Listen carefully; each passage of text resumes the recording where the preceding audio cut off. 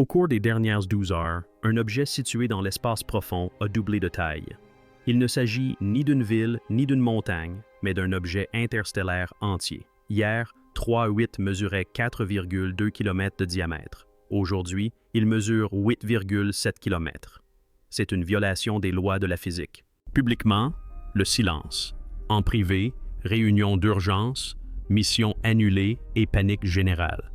Car ce qui est arrivé à 3i Atlas pendant la nuit défie toutes les lois de la nature que nous connaissons. Son expansion suit des schémas géométriques parfaits. Elle est alimentée par des sources d'énergie inexistantes.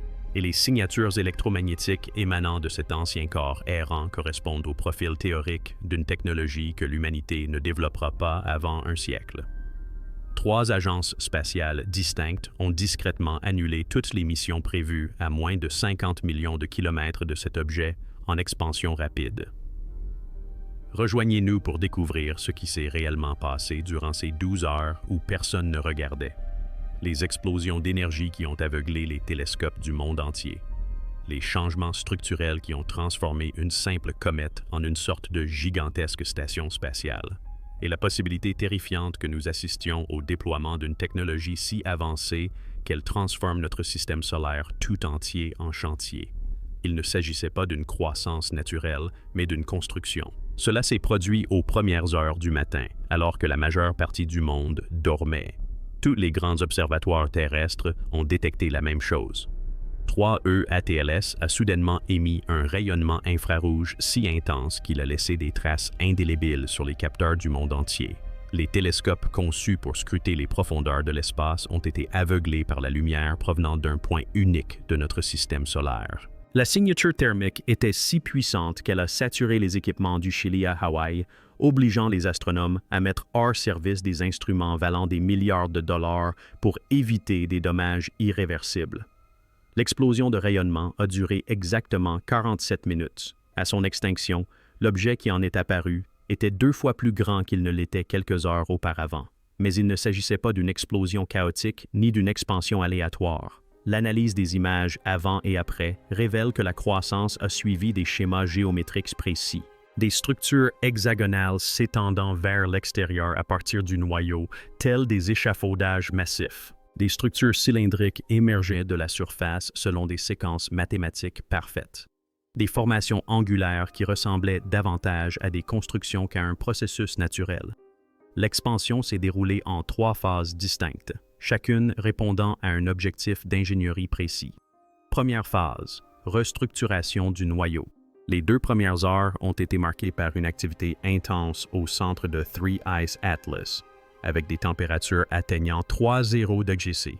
Mais au lieu de fondre, le noyau se reconstruisait de l'intérieur vers l'extérieur, se transformant en une structure plus résistante et plus complexe. Deuxième phase, l'extension de la structure. Les heures 3 à 7 ont consisté en la construction systématique de structures géométriques s'étendant depuis la surface. Il ne s'agissait pas de formations naturelles, mais de structures artificielles aux angles et dimensions précis, régies par des constantes mathématiques universelles. Troisième phase, l'intégration du système. Les 5 dernières heures ont permis de constater comment les différentes sections de la structure étendue se connectaient entre elles grâce à des réseaux complexes de conduits et de canaux de communication. Chaque phase a généré des signatures électromagnétiques distinctes que les radiotélescopes ont enregistrées avec une précision parfaite. Les signaux n'étaient pas des décharges d'énergie aléatoires, ils suivaient des schémas mathématiques qui suggèrent des protocoles d'ingénierie sophistiqués fonctionnant avec une précision d'horlogerie.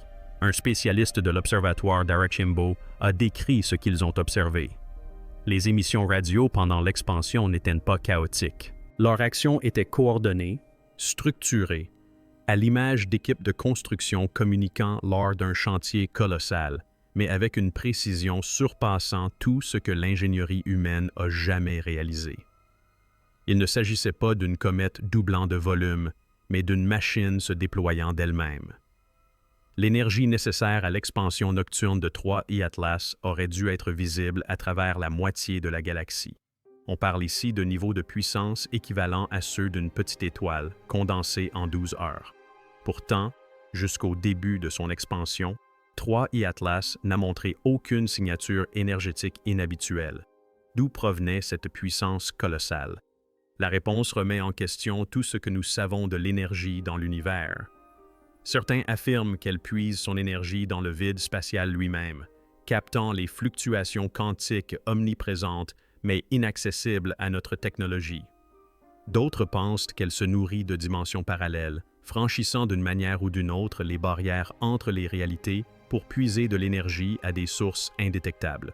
Mais la théorie la plus troublante, elle ne génère pas d'énergie, elle en reçoit.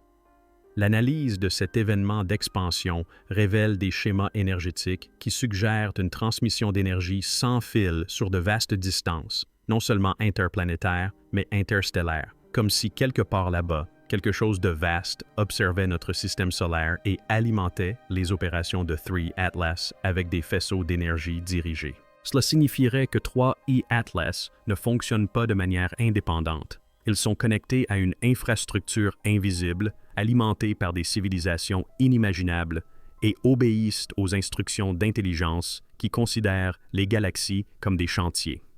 Un spécialiste en physique exotique, ayant analysé les données énergétiques sous couvert de confidentialité, en a décrit les implications.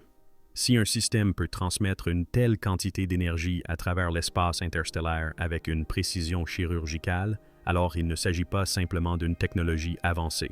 Nous avons affaire à des capacités d'ingénierie opérant à des échelles qui dépassent notre entendement.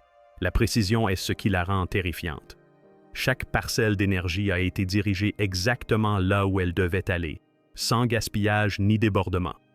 Un contrôle qui suggère une maîtrise totale des forces physiques. Nous commençons à peine à comprendre. Si elle reçoit de l'énergie d'ailleurs, alors nous ne sommes pas simplement devant une machine. Nous sommes devant un nœud d'un réseau galactique.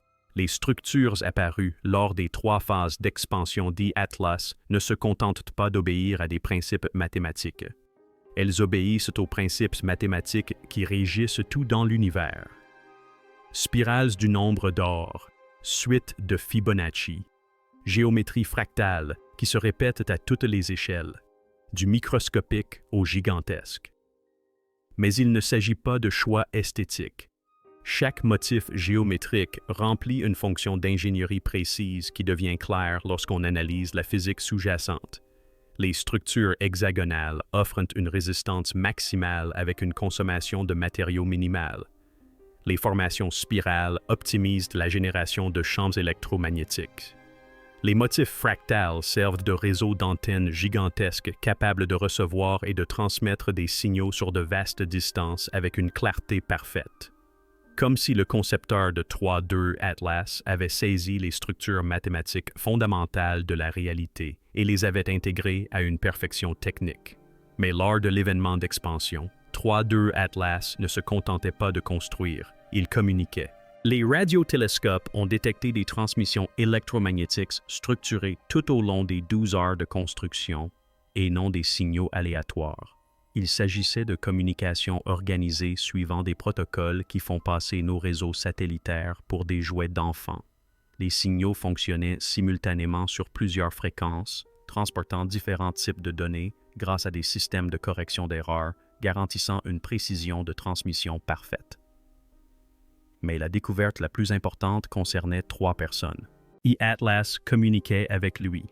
Les transmissions n'étaient pas seulement envoyées dans l'espace, elles recevaient également des réponses. D'autres sources à travers notre système solaire répondaient par des signaux de confirmation, des mises à jour d'état et des données de coordonnées. Des objets que nous avions catalogués comme de simples astéroïdes et roches spatiales se révélaient soudainement appartenir à un réseau coordonné. Pire encore, il ne s'agissait pas de diffusion, mais de réponse. L'analyse des signaux révèle que 3 recevait des instructions de construction durant son expansion. Des mises à jour en temps réel lui indiquant quoi construire, comment le construire et quand passer à la phase suivante. Comme si l'expansion n'était pas autonome, mais dirigée par une intelligence située bien au-delà de notre système solaire. La coordination était parfaite, malgré les délais de transmission qui auraient dû rendre une telle précision impossible. Les instructions envoyées depuis les confins de l'espace sont parvenues au moment précis pour guider des processus de construction exigeant une précision millimétrique.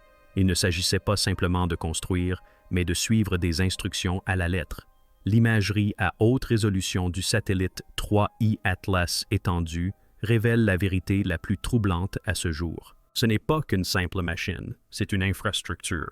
L'architecture interne comprend des compartiments pressurisés dont les dimensions sont adaptées à des êtres d'environ 3 mètres de haut. Des systèmes environnementaux maintiennent des compositions atmosphériques toxiques pour l'homme, mais potentiellement habitables pour d'autres formes de vie.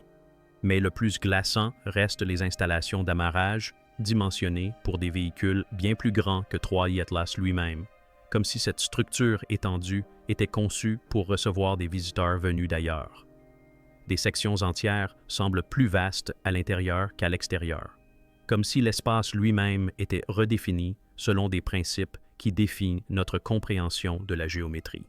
Des structures de soutien supportent des charges impossibles grâce à des mécanismes que nous ne pouvons identifier. Des systèmes d'alimentation fonctionnant sans source de combustible ni apport d'énergie visible.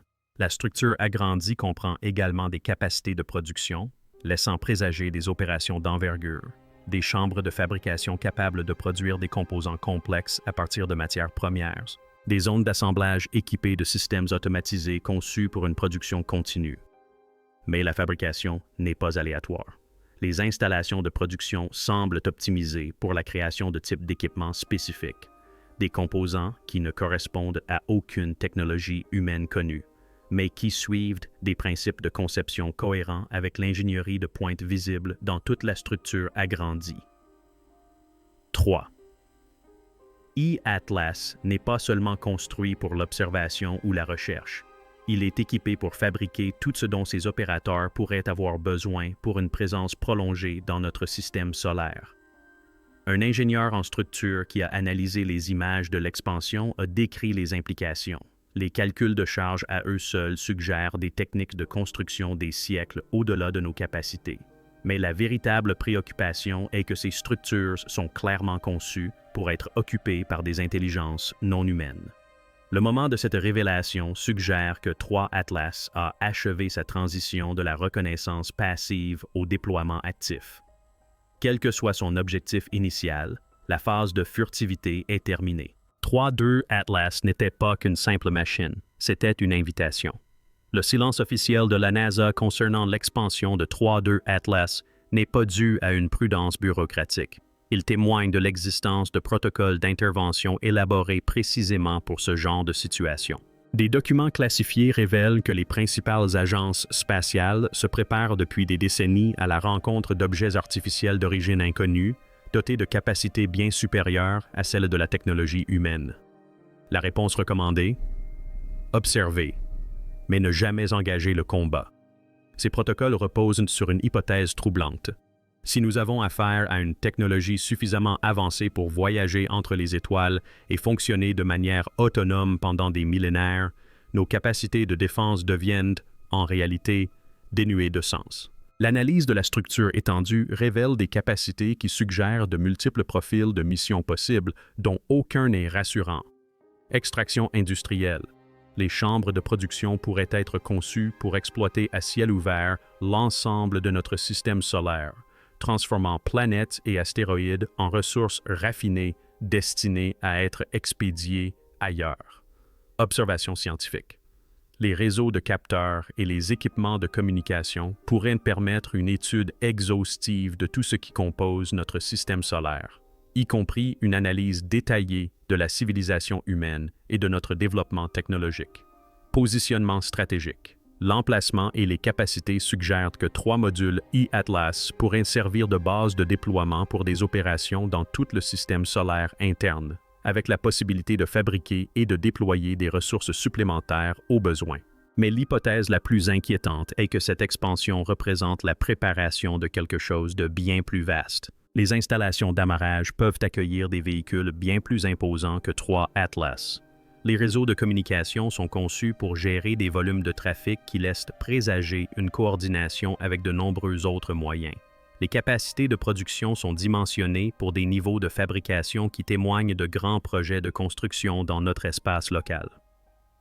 Un ancien cadre du secteur aérospatial, familier des protocoles d'intervention classifiés, a décrit la situation. Les documents de planification reconnaissent une dure réalité. Nous préparons des réponses à des renseignements dont les capacités technologiques nous dépassent largement. Cette expansion a déclenché le niveau maximal de ces protocoles de réponse. Les satellites militaires ont été repositionnés pour une surveillance continue. Les réseaux de communication avec l'espace lointain sont à l'affût de signaux supplémentaires. Des réunions d'urgence sont tenues à des niveaux de classification dont la plupart des responsables ignorent l'existence. Même des entreprises pesant des milliards de dollars ont discrètement activé leur plan de survie, conscientes que la domination humaine sur l'espace est peut-être déjà terminée. Mais le plus révélateur est peut-être ce qui ne se passe pas. Aucune tentative de contact, aucune sonde envoyée pour enquêter, aucune déclaration publique au-delà de simple reconnaissance de relevés anormaux. Notre meilleure défense n'est pas les armes, c'est le silence. Le doublement de son diamètre pendant la nuit n'était pas la fin de la transformation de 3 Atlas. Ce n'était que le début. Les observations actuelles montrent que l'expansion se poursuit à un rythme constant et mesurable, environ 2% d'augmentation de diamètre toutes les 24 heures. À ce rythme, 3 Atlas atteindra 20 km de diamètre d'ici 6 mois.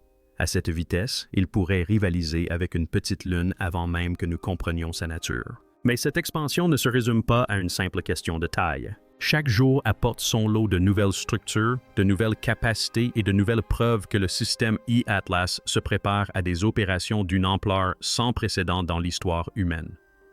Des observations récentes ont révélé l'apparition de ce qui semble être des plateformes de lancement, des installations conçues pour déployer des véhicules plus petits à travers notre système solaire. Les capacités de production continuent de se développer avec de nouvelles lignes mises en service quotidiennement. Ce sont les systèmes énergétiques qui sont le plus préoccupants. La production d'énergie ne cesse d'augmenter sans source de combustible visible ni déchets. La technologie semble défier les principes fondamentaux de la physique tout en fonctionnant avec une efficacité parfaite. Les réseaux de communication se perfectionnent chaque jour grâce à de nouvelles configurations d'antennes qui laissent entrevoir la possibilité de maintenir un contact en temps réel à travers les distances interstellaires, comme si 3-2 Atlas transmettait ces informations à des contrôleurs situés à des années-lumière. Mais cette expansion montre des signes d'adaptation aux conditions locales. Les nouvelles structures semblent conçues pour tirer parti du rayonnement solaire, des influences gravitationnelles et de la répartition des ressources propres à notre système solaire. Comme si 3-2 Atlas avait étudié notre environnement et optimiser sa croissance pour une efficacité maximale dans les conditions uniques qu'il y a trouvées. Un spécialiste en ingénierie spatiale a analysé cette expansion en cours. Ce que nous observons, ce n'est pas seulement une croissance, mais le déploiement d'une infrastructure conçue pour une présence permanente. Cela représente la mise en place d'une installation majeure capable de soutenir les opérations dans l'ensemble de notre système solaire. Rien n'indique que l'expansion s'arrêtera. Aucune limite ni critère d'achèvement n'est annoncé. 3 E-Atlas semble conçu pour une croissance continue, uniquement limitée par les ressources disponibles. Dans un système solaire riche en astéroïdes, lunes et planètes regorgeant de matières premières, ces contraintes pourraient bien être plus théoriques que pratiques. À ce rythme, d'ici quelques années, il ne rivalisera pas seulement avec une lune. Il éclipsera nos villes. Troisièmement, la transformation d'Ilas marque la fin de la domination humaine sur notre propre système solaire avant même qu'elle n'ait véritablement commencé. Nous ne sommes plus seuls. Nous ne sommes plus l'intelligence la plus avancée de notre espace. Et nous ne maîtrisons peut-être plus notre propre avenir. Cette expansion prouve que notre système solaire abrite désormais une technologie fonctionnant selon des principes que nous ne comprenons pas, déployée par une intelligence que nous n'avons jamais rencontrée, à des fins que nous ne pouvons que conjecturer. Mais ces conjectures ne sont pas rassurantes. Les capacités de production pourraient permettre l'extraction de ressources à une échelle transformant des mondes entiers en matières premières. Les réseaux de communication pourraient coordonner des opérations à travers plusieurs systèmes stellaires simultanément. Ces systèmes énergétiques pourraient alimenter des projets visant à remodeler les systèmes solaires selon des spécifications extraterrestres ou selon des principes que nous n'avons pas encore imaginés.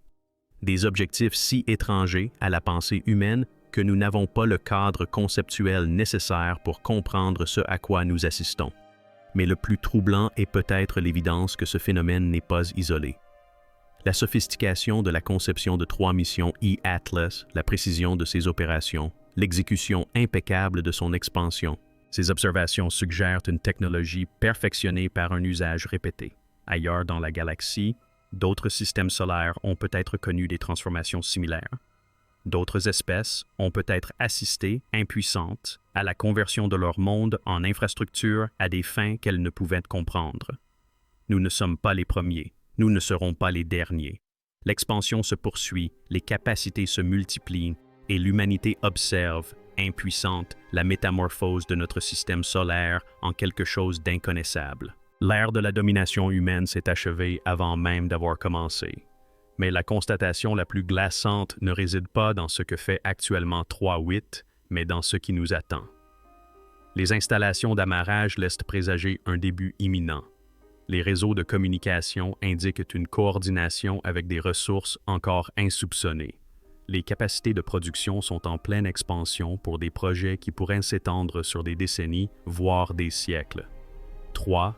I-Atlas a doublé de taille du jour au lendemain. Mais sa transformation en cours changera tout à jamais. La question n'est pas de savoir si nous pouvons arrêter ce qui se passe. La question est de savoir si nous survivrons pour voir ce que deviendra notre système solaire lorsque l'expansion aura enfin atteint son but ultime. Car lorsque 3-2 Atlas atteindra la taille d'une planète, il ne se contentera pas de modifier notre ciel. Il décidera de notre avenir. Abonnez-vous pour découvrir ce qui se passera lorsque 3-2 Atlas atteindra l'échelle planétaire et si l'humanité a un rôle à jouer dans le système solaire. Chargement en cours.